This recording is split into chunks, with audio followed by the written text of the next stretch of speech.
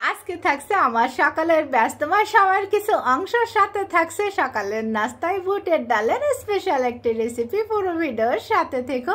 আসসালামু আলাইকুম, কেমন আছো সবাই? আশা করি সবাই ভালো আছো। আলহামদুলিল্লাহ, আমি আল্লাহর রহমতে ভালো আছি। তো সকালে সব গৃহিণীদের যে কাজগুলো থাকে ঘর বাড়ি গুছানো, তো আমি কিন্তু আগেই বেডরুমগুলো গুছিয়ে নিয়েছি, তারপরে ড্রয়িং রুমটা গুছিয়ে নিয়েছি, ডাইনিংটা আমি এই যে একটু মুছে নিলাম, তারপরে একটু সবগুলো এই যে জায়গার জিনিসগুলো আবার জায়গায় রেখে দিচ্ছি। আর এই বাস্কেটগুলো আমি যে কিনে এনেছিলাম, তো বাইরে কিন্তু আমি খুবই কম যাই, তো মাসে একবার হলো যাওয়া লাগে, এই যে মাসের বাজারগুলো করতে হয় আমাকে।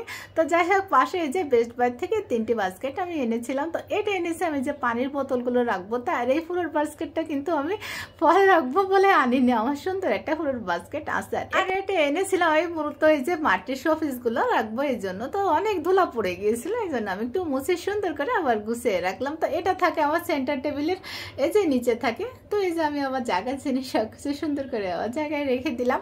আর এই যে এই বাস্কেটটা এনেছি আমি কিচেন রুমে রাখবো বলে, জিনিস ভেঙে গেলে আমরা কিন্তু টুপ করে ফেলে দেই, তো ফেলে না দিয়ে আমরা কিন্তু কাজে লাগাতে পারি। তো এই কাঁচের মাগটা কিন্তু এক সাইড ভেঙে গিয়েছিল, তো আমি এই যে সুপারগুলো দিয়ে লাগিয়ে তারপরে একটু পানি দিয়ে এই যে মানি প্ল্যান্ট গাছগুলো লাগিয়ে দিলাম। আর আমার কিচেন রুমে টুকিটাকি এই যে নুস নিই, তারপরে টিস্যুগুলো রাখবো এই বাস্কেটে। তো আমি এই যে এই কর্নারটাতে রাখছি। কেমন লাগছে আপনারা অবশ্যই কমেন্ট করে জানাবে। আর এইখানে আমি এই যে বুটের ডাল কিন্তু সারা রাত ভিজে রেখেছিলাম, তারপরে সুন্দর করে ধুয়ে আমি ওটাকে সিদ্ধ হতে বসিয়ে দিয়েছি। আর এই হচ্ছে আমার ডাইনিং রুমের ফাইনাল লুক। তো যাই হোক, এই যে আমার ডালটা কিন্তু সিদ্ধ হয়ে আসছে, আমি বেশি সিদ্ধ করব না এটা। তো এটাকে নামিয়ে আমি পানি ঝরিয়ে নিব। আর আরেকটা প্যান আমি পরিমাণ মতো তেল দিয়ে নিয়েছি, আর দিয়েছি এখানে 1 কাপ পেঁয়াজ কুচি, একটা কাঁচামরিচ নিয়েছিলাম, সেগুলো দিয়ে দিয়েছি। দিয়ে আমি সুন্দর করে একটু ভেজে নরম করে নিব। এটা কিন্তু লাল লাল করে নিব না, যখন একটু নরম হয়ে আসবে তখন আমি এখানে দিয়ে দিব মুরগির গিলা, কলিজা আর গলা। তো আমি এটা কিন্তু সুন্দর করে ধুয়ে নিয়েছি, ধুয়ে তারপরে পানি ঝরিয়ে নিয়েছি। নিয়ে পেঁয়াজের সাথে আমি কিন্তু একটু 5-6 মিনিটের মতো ভেজে নিয়েছিলাম। তো যখন একটু কালারটা চেঞ্জ হয়ে আসছে তখন আমি এখানে সব মশলাগুলো অ্যাড করেছি। এখানে আদা পেস্ট, রসুন পেস্ট আর গুঁড়া মশলা সবগুলো এখানে দিয়েছি। মরিচের গুঁড়া, ধনিয়া গুঁড়া, জিরার গুঁড়া, আর দিয়েছিলাম এখানে গরম মশলার গুঁড়া। আর এখন দিয়ে দিলাম স্বাদ বুঝে লবণ আর হলুদের গুঁড়া। দিয়ে আমি একটু সময় নিয়ে সুন্দর করে তারপরে এটাকে কিন্তু কষিয়ে নিয়েছি। এখন দিয়ে দেবো এখানে সে সিদ্ধ করে রাখা বুটের ডালগুলো। তো ডালটা দিয়ে আমি সুন্দর করে আগে নেড়ে চেড়ে মিশিয়ে নিব। এটাকেও আমি একটু সময় নিয়ে কষিয়ে নিব। মূলত কষানোর পরে কিন্তু আমার অর্ধেক রান্নাটা হয়ে যাবে।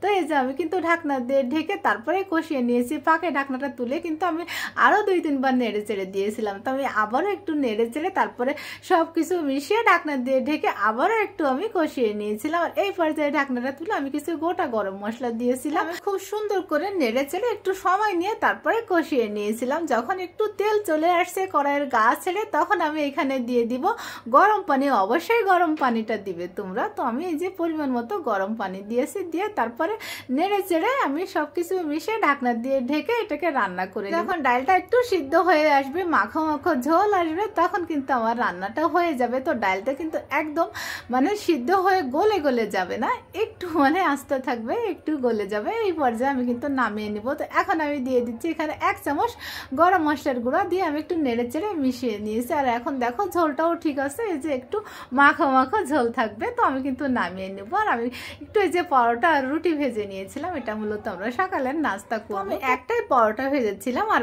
কয়েকটা রুটি আমি সেকে রেখে দিয়েছিলাম। পরোটা অতটা আমার পছন্দ না, মাঝে মাঝে মন চাইলে তখন খাই। তো এই যে আমি সেকে তারপরে হটপটে রেখে দিয়েছি। তো যখন মন চাই তখন আমি রুটি খাই, কোনোদিন দুপুরে খাই, কোনোদিন রাত্রে খাই, এরকম ভাবে আমি খাই। তো ডালটা দেখো এরকম মাখো মাখো থাকবে, তখন না ভালো লাগে। তো এই যে 1 পিস পরোটা নিয়েছি, একটু ডাল নিয়েছি আর একটু শসা নিব। এটাই ছিল আমার সকালের নাস্তা। তো সকালের নাস্তা করতে কিন্তু আমার 12টা বেজে গিয়েছিল, আমার দুপুরে আর খাওয়া হয়নি। তো আজ এই পর্যন্ত, সবাই ভালো থেকো। আসসালামু আলাইকুম।